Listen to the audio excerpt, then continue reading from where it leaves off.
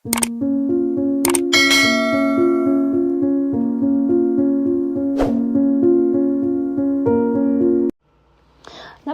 nga ng araw ngayon, guys. Para lang nasa Philippines tayo. So, ayan.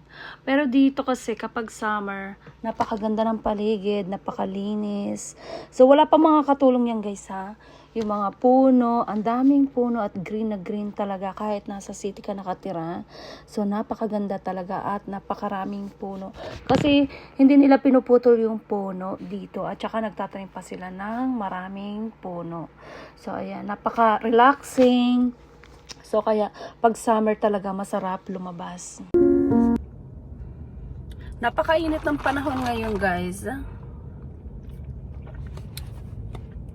Bubble tea cup, guys, is available na sa Uber Eats, Mississauga, Brampton, and Toronto. So, ma-order nyo na, guys, ang bubble tea cup sa Uber Eats and DoorDash. So, maraming flavors, guys. Hindi lang bubble tea, hindi lang milk tea. Meron rin tayong ube. Maraming flavors, guys. Hindi ko lang saulado yung aking menu.